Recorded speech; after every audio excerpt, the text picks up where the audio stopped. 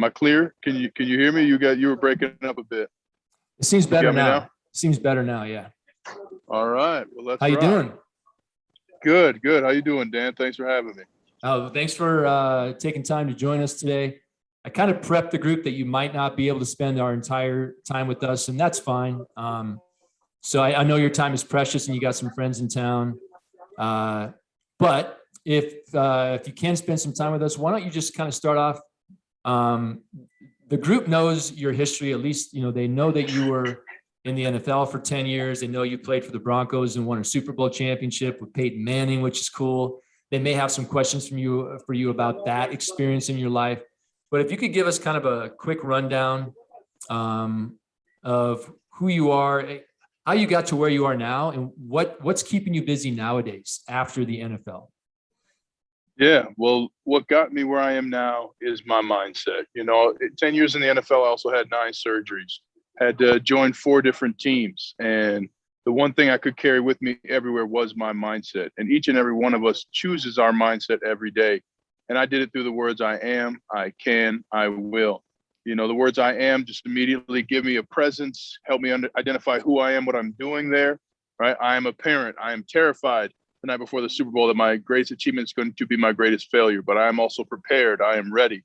I am going to take this test, And one of the things too, with the words I am, you can project, right? I mean, I'm broadcasting now, and I didn't get along with my boss at first. And instead of trying to pick fights and win every battle, I said, hey, I am in it to win it. I am in it to win it. Anytime we had to do something, hey, I'm in it to win it, whatever you say, boss.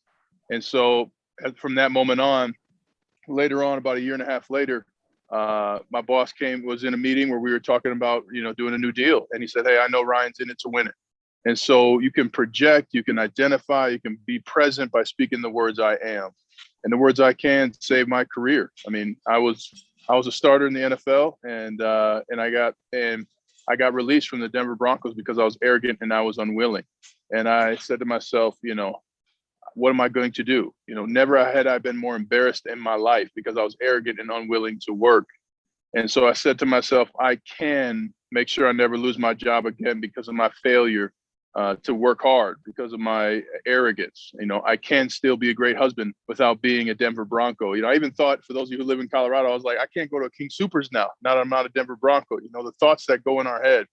And when your good's not good enough, use the words I can to find the opportunities in front of you, not the past behind you. And then finally, I will is such a statement of action. So many people say, hey, I am the man in the NFL, right? I can beat anybody, but will you? Will you be able to? What does that look like?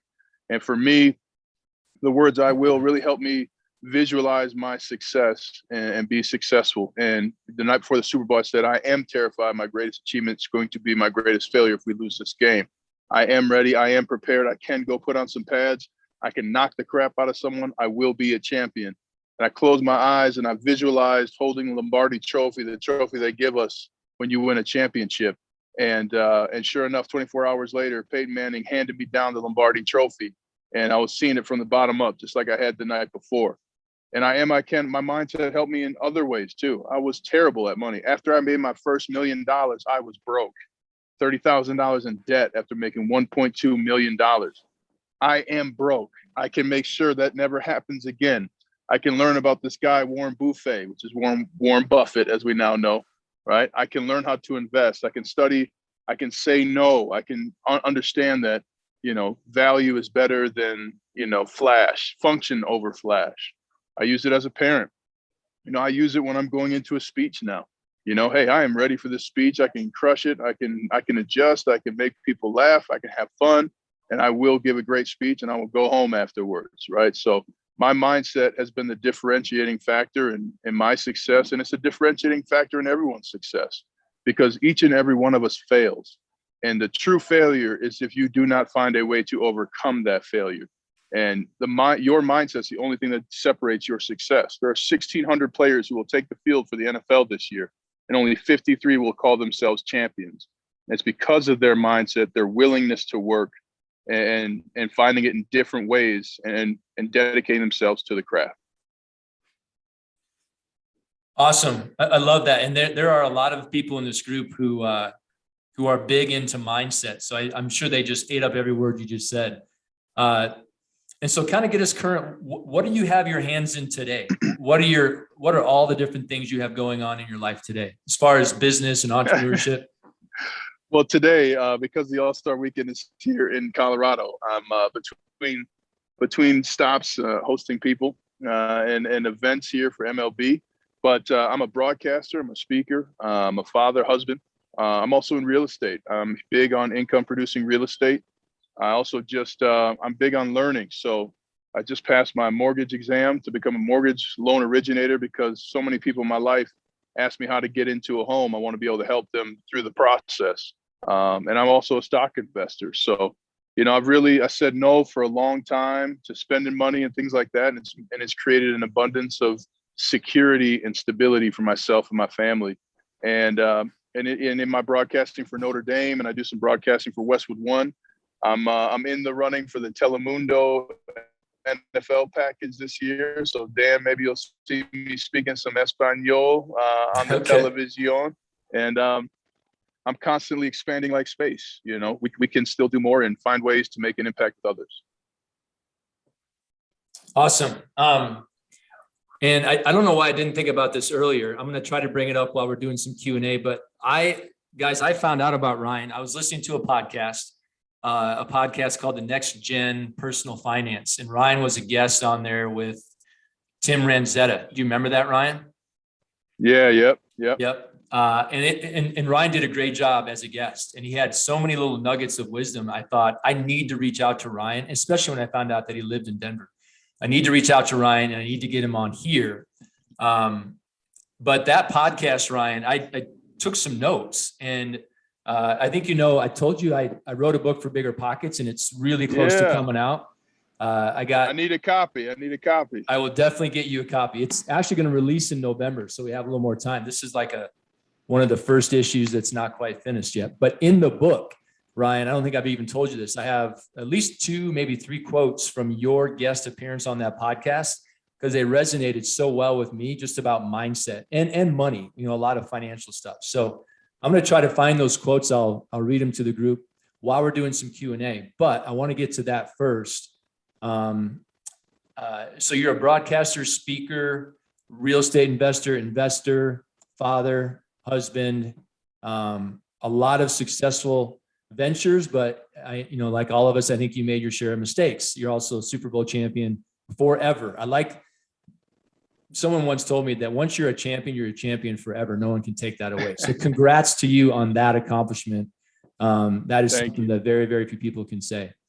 So now I'm going to turn it over to Q&A, Ryan. What we'll probably do is, I know you're on your mobile device, so I'm going to ask the members to virtually raise their hand, and then I will call them out. And then when I call them out, like in order, they'll ask a question, and then you can just answer as best you can. And we'll kind of do that for a while. Sound good? Sounds great. All right. So we're going to start with Daniel. If you want to ask Ryan a question, go ahead. Hey, Ryan, thanks for taking the time today. Absolutely, Daniel. Nice to talk to you, my man. Yeah. Hey, so my question is on mindset. I really enjoyed the dialogue you had at the beginning. How do you balance the fake it till you make it mentality versus the operating off of confidence from your past successes? That's a great question. I hate that fake it till you make it, because there's truth to it and it's completely wrong, right? When you're walking with belief, that's different than faking it, right? Like when you're faking it, you're guessing how someone behaves, not how you would actually behave in this situation, right? And I saw that in the NFL all the time, Daniel. Guys are like, hey, I'm the man. They're listening to their music, yeah, whoa, whoa. And then you get on the field and they're a punk, right? Because they were faking what toughness looked like. But toughness for me is consistency. So Daniel, if you and I see each other on the field, hey, you might win one, but I'm going to show up again and again and again, because I believe that I will be the greatest player possible for myself. And I believe I will overcome any mistakes. I mean, one of the things I wrote down the night before the Super Bowl was overcome my fears and mistakes. And that's something that a lot of people don't even think about. A lot of people, we talk about fear less than we talk about sex. So don't fake it till you make it. but visualize what you will look like when you're doing what it is that you want to accomplish. I am going to work hard as I can to become the best computer coder. I can learn about computer code. I can stay in on the weekends. I can wake up early. I can find a way to maximize my education in that area and also application. And I will, once I get my job, I will make sure I get a nice house. I will make sure I get the same amount of vehicles I can drive at the same time. One.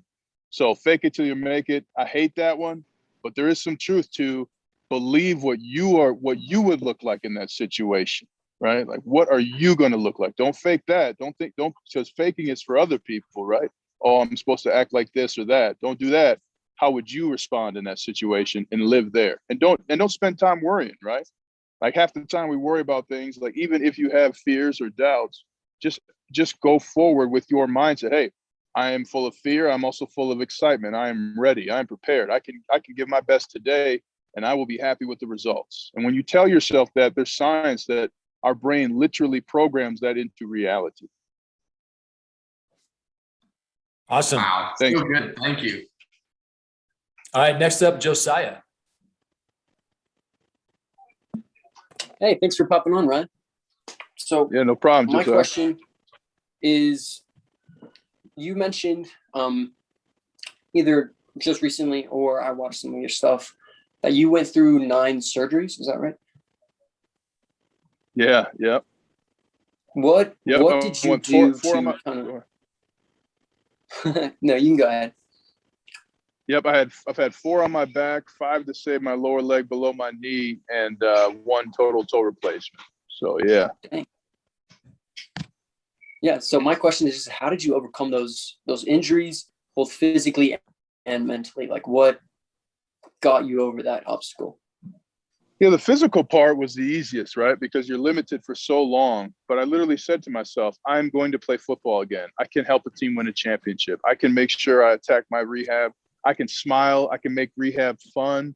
I mean, after my toe injury, I was rehabbing for 9 months, so it was a difficult situation. But, and I said, hey, I will play again. And here's the thing. If I was wrong, I can worry about it then, right? But while I was doing it, I'm saying, hey, I am going to play again. I can have fun in rehab. I will play again. I will run again. I will hear the wind rushing past my ears as I sprint. And that's what I focused on. And that's where I put my energy. And that's how I got out of every one of my surgeries that I had to have. Awesome. Thank you. Just to follow up on that, Ryan, you mentioned surgeries to help save your leg below your knee. Was that a football related injury or is that something different? Yeah. I think I can show it to you here. You guys see that one? See that little football there? Yeah. They drained a bruise, but the doctor touched the needle before. And so I got an infection and it was bad. I had to have a drip line for 6 months. I'm sorry, 3 months. It was, I'll never forget when the doctor said, you're a lucky man. We were minutes, if not 2 hours away from having a different conversation. The infection got to the bone, but not in the bone. And that's where my leg was saved. And about that time, I was like, you know what? This football thing's, I'm good with this. I'm gonna find a booth job, At what point did that happen in your career, your playing career? That was my 10th season in the NFL. So I had another year with the Steelers when I retired, but at one point we moved 18 times in 5 years and had 2 kids. Now we have 3. And as you will find, each and every one of you with your goals, when you achieve them, that idea of heaven that you have, it's not going to be enough. My kids don't care that I won a Super Bowl. That's not going to get me out of changing diapers or being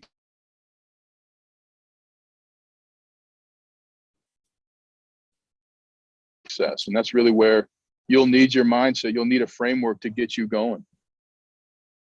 Awesome. That's great advice. And I'm with you with changing diapers, Ryan. I have a 2-month-old son at home, our first, and I change.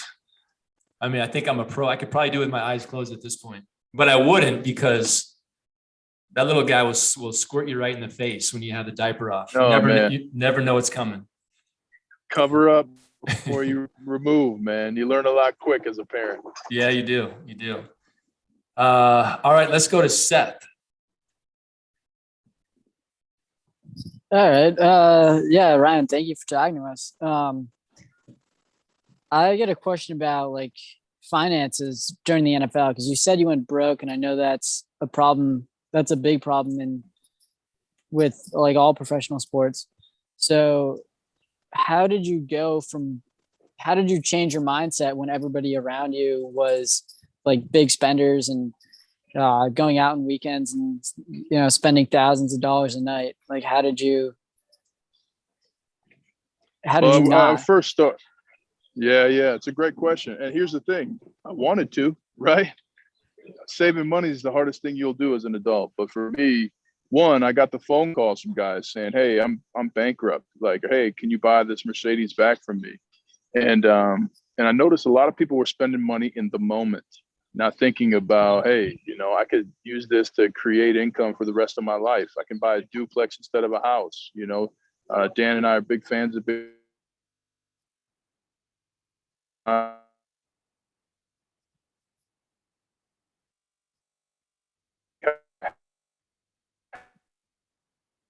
think you're cutting out there. Is that just me? Yeah, he is. Look like Hey, Ryan, we're trying to get you back, Ryan. My 2009 fame. How about now? I think we're good. We lost you. We lost you right when you were saying you're a fan of bigger pockets. But we might have lost him again.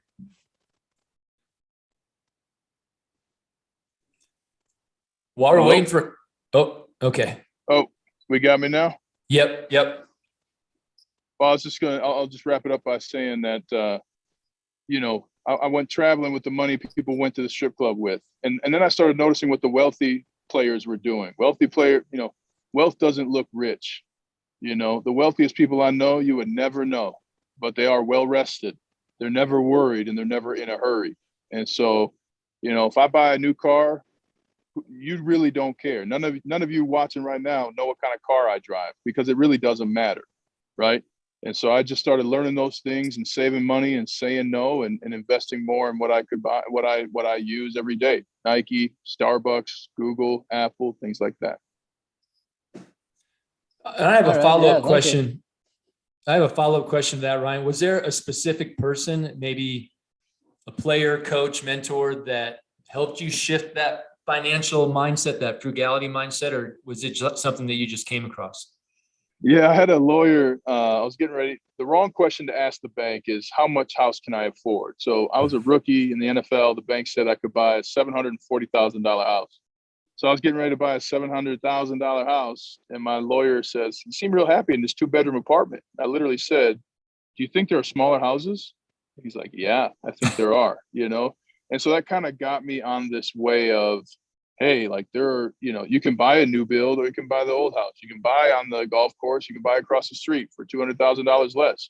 And I'm telling you all right now, it makes the biggest difference further and further down the road. The smaller changes you make now, the greater a difference it makes later. So that was big. And then like one example, my last year in Pittsburgh, I had a teammate.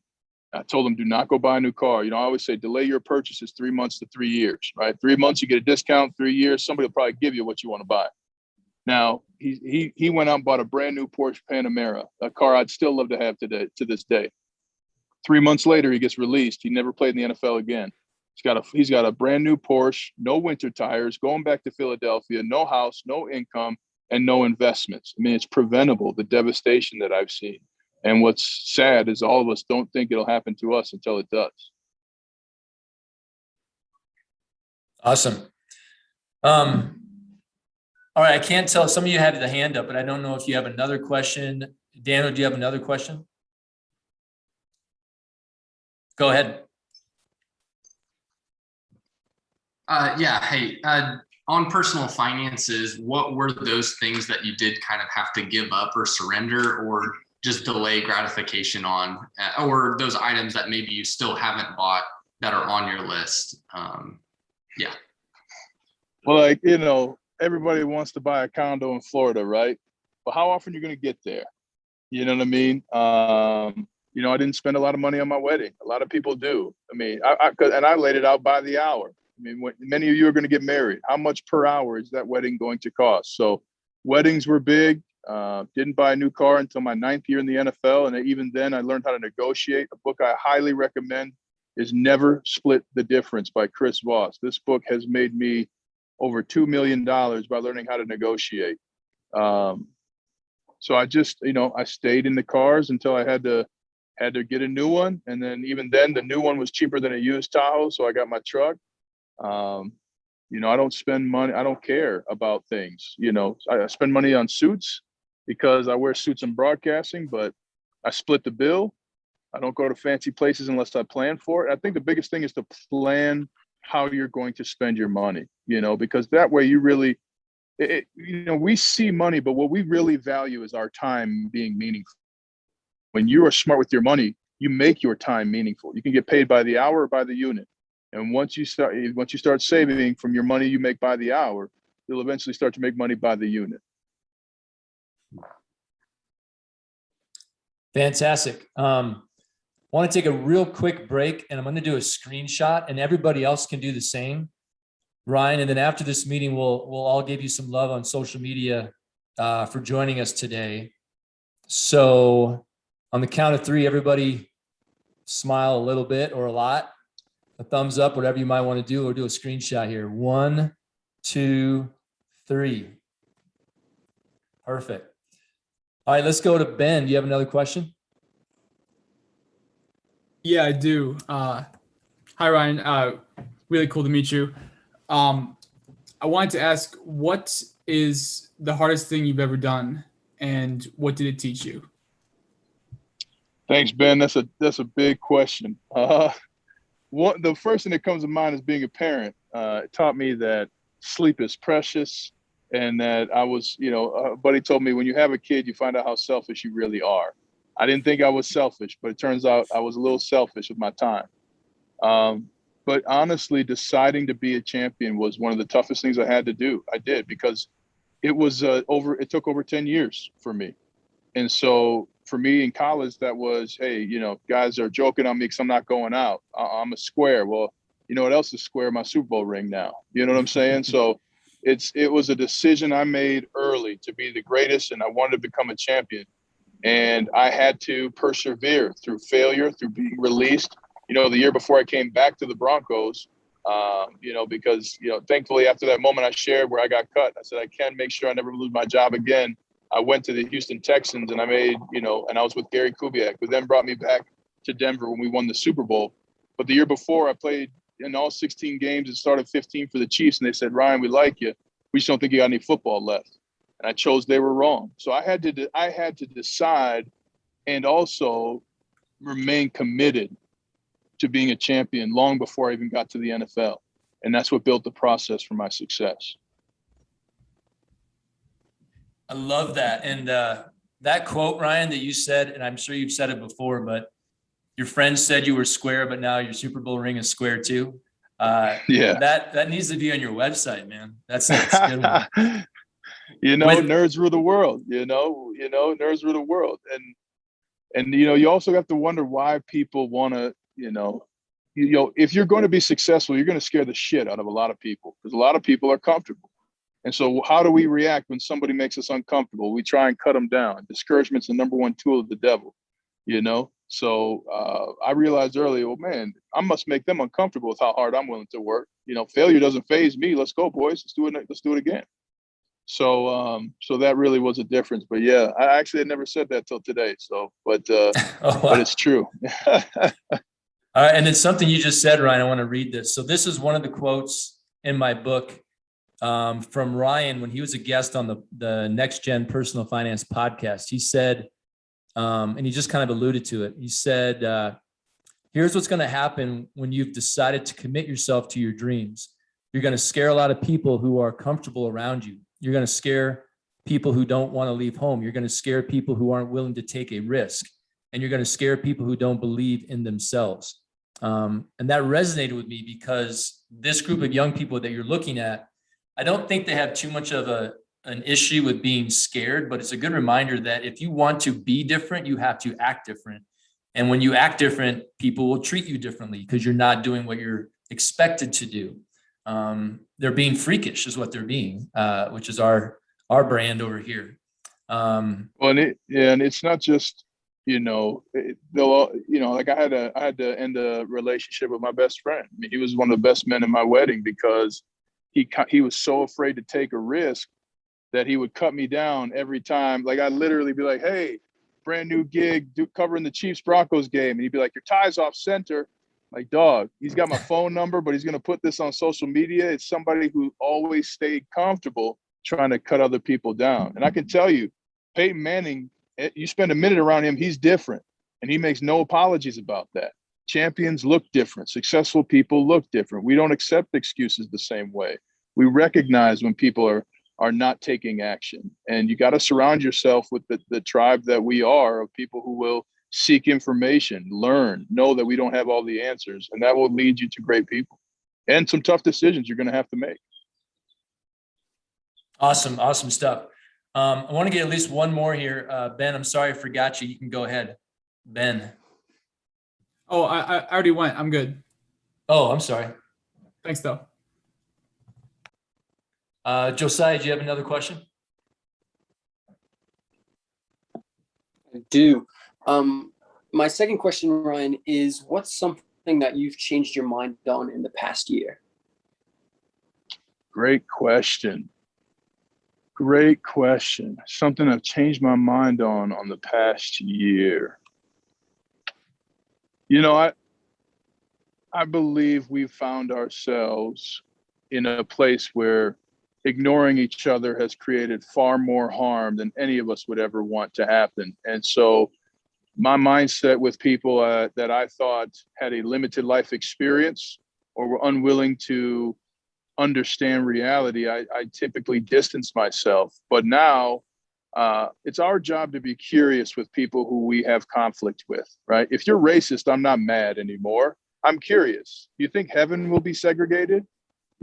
Please tell me, how consistent are we here?